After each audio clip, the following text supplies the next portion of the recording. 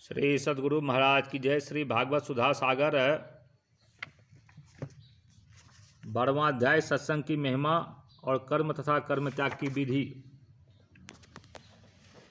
Page number 1055।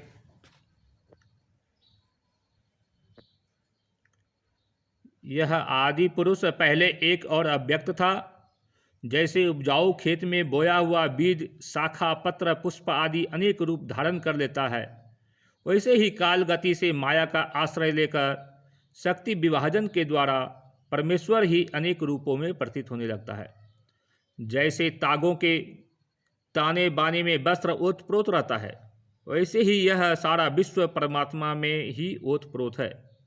जैसे सूत के बिना वस्त्र का अस्तित्व नहीं है, किंतु सूत वस्त्र के बिना भी रह सकता है, वैसे ही इस जगत के न रहने पर भी परमात्मा रहता है, किंतु यह जगत परमात्मा स्वरूप ही है। परमात्मा के बिना इसका कोई अस्तित्व नहीं है। यह संसार वृक्ष अनादि और प्रभा रूप से नित्य है, इसका स्वरूप ही है कर्म की परंपरा तथा इस वृक्ष के फल फूल है मोक्ष और भोग। इस संसार वृक्ष के दो बीज हैं, पाप और पुण्य। असंख्य वासनाएं जड़ें हैं और 3 गुण तने हैं। 5 भूत इसकी मोटी मोटी प्रधान शाखाएं और शब्द आदि 5 विषय रस है। 11 इंद्रियां शाखा है तथा जीव और ईश्वर 2 पक्षी इसमें घोंसला बनाकर निवास करते हैं। इस वृक्ष में वात पित्त और कफ रूप 3 तरह की छाल है। इसमें 2 तरह के फल लगते हैं, सुख और दुख। यह विशाल वृक्ष सूर्य मंडल तक फैला हुआ है। इस सूर्य मंडल का भेदन कर जाने वाले मुक्त पुरुष फिर संसार चक्र में नहीं पड़ते।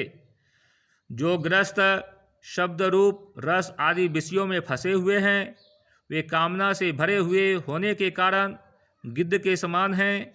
वे इस वृक्ष का दुख रूप फल भोगते हैं, क्योंकि वे अनेक प्रकार के कर्मों के बंधन में फंसे रहते हैं। जो अरण्यवासी परमहंस विषयों से विरक्त हैं, वे इस वृक्ष में राजहंस के समान हैं और वे इसका सुख रूप फल भोगते हैं।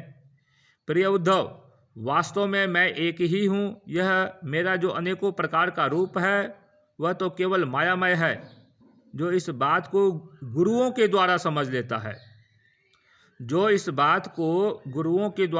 लेता है, वही वास्तव में समस्त वेदों का रहस्य जानता है।